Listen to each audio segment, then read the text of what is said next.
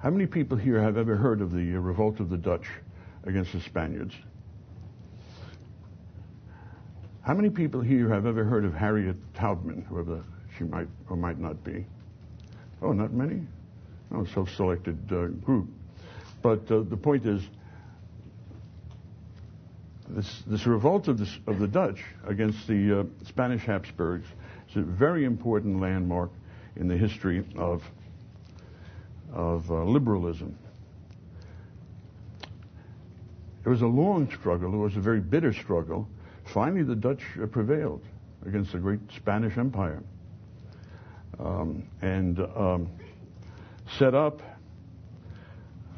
an unusual commonwealth. There was no king, there was no ruler. The different provinces had their own diets, that is, their own regional representative assemblies. And for Holland was just one of the provinces. It was the Netherlands. And the different provincial diets sent representatives to the general diet of the Netherlands, which didn't have much power in and of itself. In other words, power was decentralized. It was a country set up by merchants, so that it was very favorable to business. And actually, the Low Countries, Holland and Belgium, had been relatively free for quite a long time under the Dukes of Burgundy. Now, the Dutch businessmen had their own way. And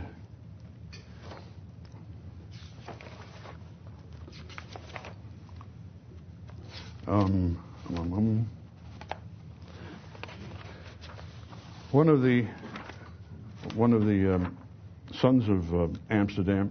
See, the Dutch, as businessmen, really downplayed religious differences. They tended to be either de facto or de jure or even de facto tolerant of other religions.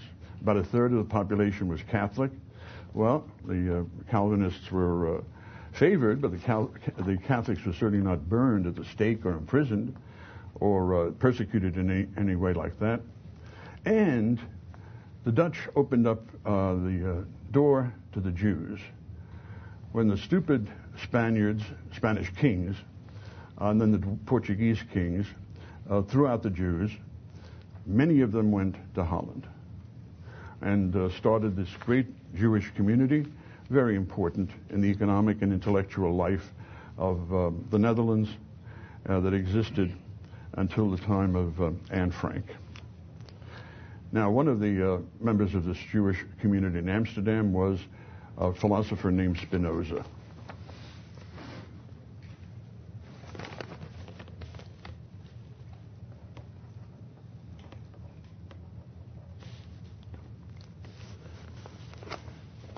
He was very proud of his city. This is what he wrote. The city of Amsterdam reaps the fruit of freedom in its own great prosperity and the admiration of all other people.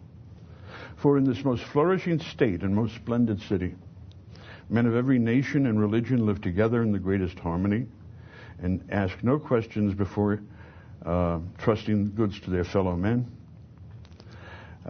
except whether they have credit, if they're creditworthy, and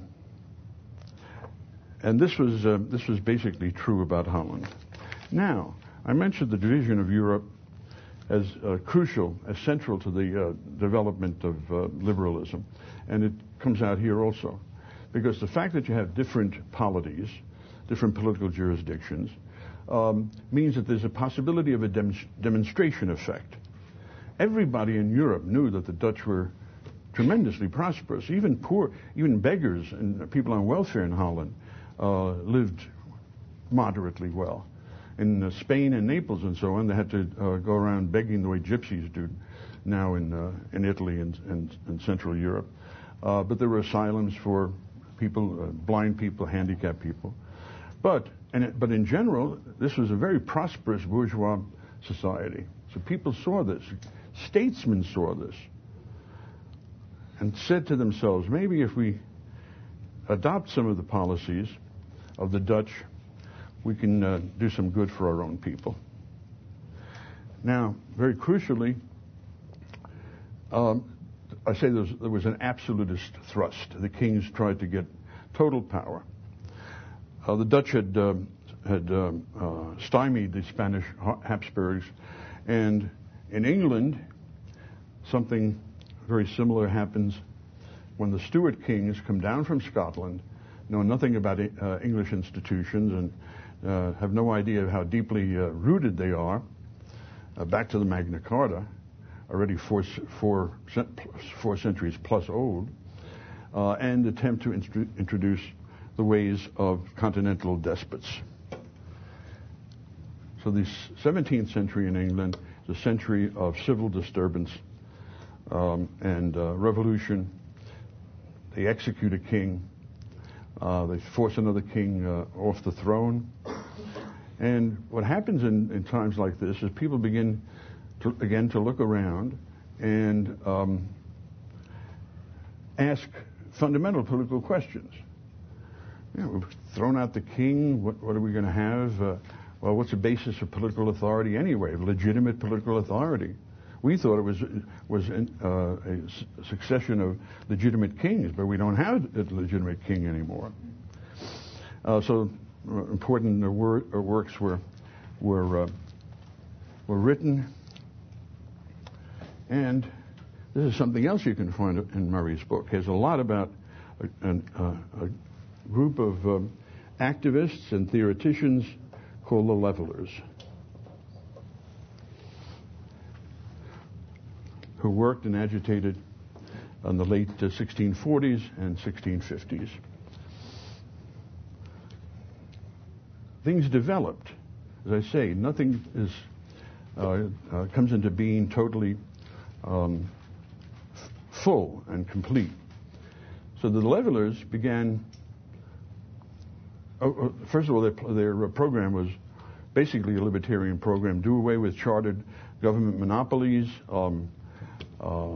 lower taxes, do away with the expenditure of the court. Don't subsidize mercantile companies by sending troops all around the world to set up colonies. And the Levelers said, and really, I don't think we should be aiming at the total genocide of the Irish people, which the Calvinists, the Puritans who were in charge of the English government were doing. You know, from their point of view, the